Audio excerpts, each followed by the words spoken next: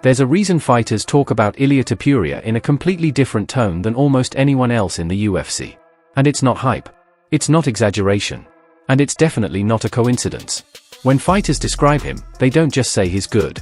They don't just say he's dangerous. They pause, they think for a second, and then they use a word that says everything: scary. If he puts a hand on you like that, you're going down. It doesn't matter how or when. That's just the reality. That was a clean right hand, and honestly, no matter who you are, if one of those lands on your chin while you're stuck there, you're probably going down. If he puts a hand on you like that, like, you're gonna go down. Like, I don't care how, that's just that. Like, I mean, that was a clean right hand, and I think no matter who you are, like, you let one of those land on your chin while you're caught there, you're probably going down. Essentially, what he did on Saturday, you've got a superstar on your hands. He looks like a guy who could be one of the all-time greats. He called it from the absolute get-go, and he was right. 15-0, 13 stoppages. This man is sensei. In MMA, that word means something very specific.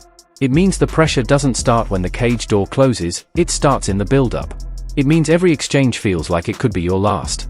There's no safe phase, no comfortable range, and no moment where you can afford to switch off. Ilia Topuria has built that kind of aura fast. He's undefeated, calm under fire, technically sharp, and carries himself with a quiet confidence that instantly draws comparisons to a young Conor McGregor. I knock him out. And it's not that if I'm gonna win the belt, I'm gonna do it. I'm gonna knock him out in the first round. They always used to be like this, but after the fight, you know what's happened. You wanna talk to me like the man-to-man? You said something about me. I went to your country. I slapped your face. I get at the waist and grin. I walk like a king in your street. Are you talking English? And what you did? What you Is that did, English? Man. Yeah, of course I do. Speak English for the people. Shut up. Not German or Spanish like you're from. I'm talking in English, and fuck you in English. Y que te follen en español. Not because of trash talk or theatrics, but because of belief. The belief that once he touches you clean, the fight is already over. We see things and then we believe things and then we see it, right? Most people, they are like, oh, maybe, and I always tell him, like, it's already in our mind, so you're gonna be you are the world champion. That's it. You feel fear while you're going into the ring, or at that point you're not? When you are in backstage, you feel that. You feel fear backstage. Of course. Adrenaline right here. Of course you do. Everyone does it. Everyone. How do you deal with it? How do you deal with it? I use it like from a positive way. I use it from like, I don't know. The first thing that happens where you are in backstage, your mind used to take you to the Octagon, and in reality you are in the backstage. And I'm like, listen, right now I'm with my people, wrapping my hands, warm up, I don't know, whatever I'm doing, but I'm not fighting with anyone. So don't worry about anything. Just save that energy, because you are going to need that concentration, that focus inside the Octagon. Joe Rogan has talked about this many times, especially when breaking down how Ilia Topuria handles pressure. There's no panic in his game, no wasted movement, and no emotional decision-making. He stalks patiently, draws reactions, and when an opening appears, he explodes with terrifying precision. Rogan has pointed out that Topuria doesn't fight like someone trying to edge rounds. He fights like someone hunting a finish. Yeah. Ilia Topuria, whatever, he's fucking tight. He's dangerous. He's tight. That shit's tight. Everything is so sharp. His technique is flawless. Everything's flawless. His boxing is so dangerous. He's so dangerous everywhere. He's dangerous with submissions. He's dangerous with kicking. He's dangerous. His heart is dangerous. He fought this dude, Jai Herbert, and he went up to 155 for that fight. So he's a 45-pounder. And he said, fuck it, I'll take a fight at 55. He gets head kicked in the first round by Jai Herbert. Is a nasty stand-up fighter. He's so good. He's real slick. He's real good stand-up, like real sharp stand-up. And he caught Topuria with the perfect head kick. And Topuria, you're like, he's in real trouble. He got dropped. And he scrambled, got a hold of him. Next round, sent him into the dark lands. Blasted him against literally slept him, face planted him, and walk-off KO. He's an animal, dude. He's a real problem, because he's intelligent, he's dedicated, he's driven, he's got that kind of confidence that those championship guys have, where they know they're the best even before they're the best.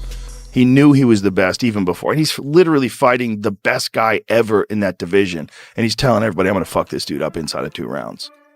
Who is he fighting next? Good question. I don't know who he's... That mindset alone separates him. Stylistically, Ilia Topuria is a nightmare matchup for almost anyone. His boxing is tight, compact, and powerful, built around timing rather than volume. He doesn't swing wildly or chase chaos. He waits, he reads, and when opponents start reacting defensively, he seamlessly shifts gears and brings in his grappling. Textbook Ilia Topuria champion stuff, and he put Max Holloway out. He put him out cold, and we've not seen that before in the Octagon. This kid is going to be good for a really long time. He came here in 2020 as a grappler, and he is just knocking people out left and right, and every time he gets... Where his pressure, control, and finishing instincts are just as suffocating. That's what makes him so difficult to deal with. You can't relax on the feet. You can't stall on the ground. And you can't rely on him slowing down as the fight goes on. Fighters who've shared the cage with Ilia Topuria describe the same feeling. Even when he's not throwing, he's forcing reactions. Even when he looks patient, he's quietly closing exits and tightening the space. The pressure never fully disappears. Charles Oliveira has openly acknowledged how dangerous Topuria is in exchanges, especially knowing that one clean shot can completely change a fight. Max, just one more. I know you had good praise for Ilia there. Dana was in here. He said you are still the BMF champion, but Ilia's strutting around backstage with the UFC belt on one shoulder and his BMF one on the other. Just your thought on that. I mean, it is what it is. It is. It wasn't, could you imagine Islam walking around with 2 belts after knocking out Volk? Let that sink in. You know, the belt was in a different weight class for a different reason. I think the fans make it happen. If the UFC really wanted to make it happen, they would have put it up, and I don't know why they didn't, but Dana said what he said, so he's the boss man, you know? Ilia Topuria is as dangerous and as good as anyone in the world. Good as all these guys have looked, any of them would be a decent-sized underdog. He has just been an amazing fighter. He's undefeated. He's a world champion in 2 weight class. He just knocked out Charles Oliveira. He knocked out Max Holloway, knocked out Alexander Volkanovski. He's just the best at this point, and he would be favored to beat them all, but I believe that the challengers are starting to line up for the great Ilia Topuria. I think he's a great fighter. Yeah, I think everybody thinking like that. He just like dropped a couple of legends. He's strong and his wrestling is good, striking amazing. So, but like I said, I'm only one right now in featherweight division who can stop him. So I have enough power and willing to stop this guy, and nothing except respect for this guy. All I need from him is his style. Others have echoed the same sentiment, pointing out that Ilia Topuria doesn't need momentum handed to him, he creates it himself. What's even more telling is how fighters outside his division talk about him.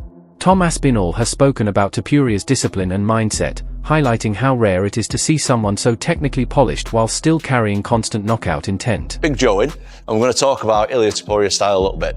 So being a bit of a shorter guy, what he does really well, Ilia Topuria, is shorter arms. So with this fight, he's going to be looking to get inside.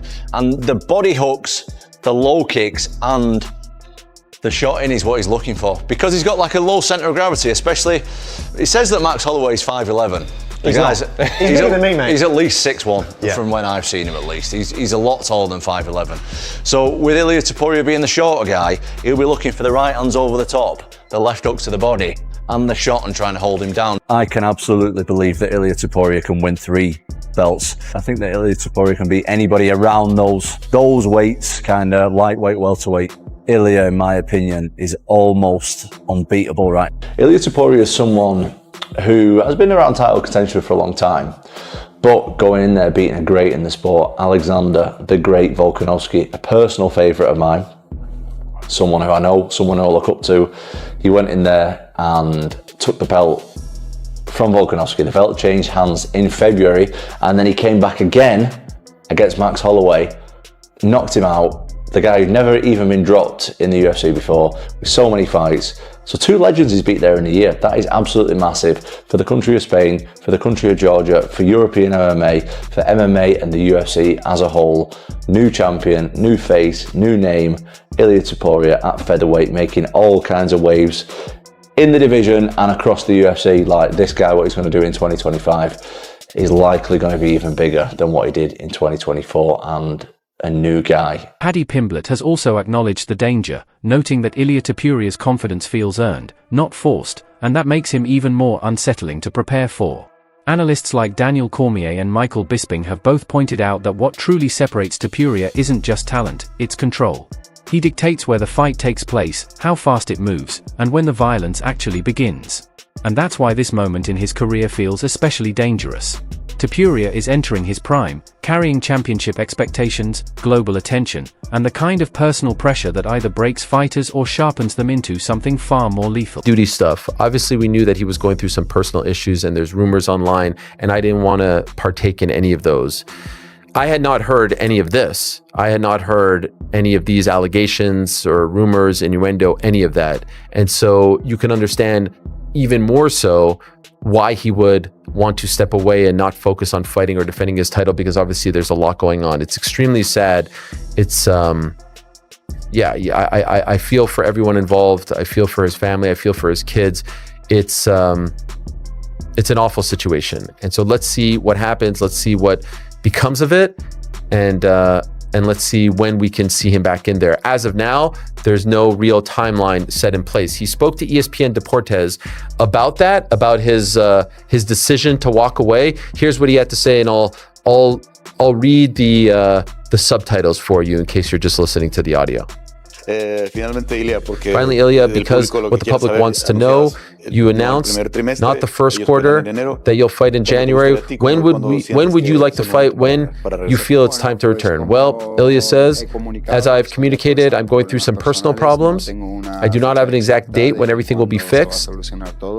I hope that as soon as possible, as soon as it is solved, I will be ready to go back. History shows that when elite fighters channel adversity the right way, they don't slow down, they level up. That's why people are already looking ahead to what comes next. The names get bigger, the margins get thinner, and potential matchups, including a future collision with Justin Gaethje, don't feel like normal fights. They feel like events, high stakes, violent consequences, and career-defining moments. And I just wanted your thoughts on Ilia Topuria vacating the featherweight title and coming up to lightweight. Do you think he's built for lightweight? Yeah, I think he's a fighter, especially with the confidence that he has right now with those wins over Max and Volkanovski. I think, confidence is the biggest factor when you step in there. You have to believe, in yourself first and foremost. And so, yeah, I think just made the most exciting weight class in this sport a little bit more exciting. Do you obviously, if you go out there and finish Fizzy, there's a good chance that you get the title shot, but do you believe Ilia should get an automatic title shot against Islam? I don't know. Haven't thought about it. It doesn't matter. Again, that's one of the things I can't control. So I'm not going to put a lot of thought and energy into that. I'm going to prove every single one of these motherfuckers wrong. I know that I have the biggest fight of my life. I'm not satisfied because it is still second place. It moves me up the rankings. It goes #1 champion and then boom, me right underneath Intercontinental champ. I'm going to be fighting for the belt now. In history, I'm going to be a 2-time interim champ, which on paper makes me a champion, and another fight in the future. So that's exciting. I earned that. I believe Justin and Ilia potentially becomes the headliner for that card. You're 100% right. Especially in the performance that he puts, like, why wouldn't you? Right. In the perfect picture, you would want Justin to fight Ilia, beat him at the White House while being an American. But as much as we're kind of glazing and praising Justin, Ilia is different. Ilia Topuria isn't just another undefeated star climbing the rankings. He's a problem the UFC is still figuring out how to handle. And as the spotlight grows brighter, fighters aren't asking whether he's the real deal anymore. They're asking who's brave enough to stand in front of him next. Low stance and his boxing, that kid's style so clean. Gotta be one of my favorite styles.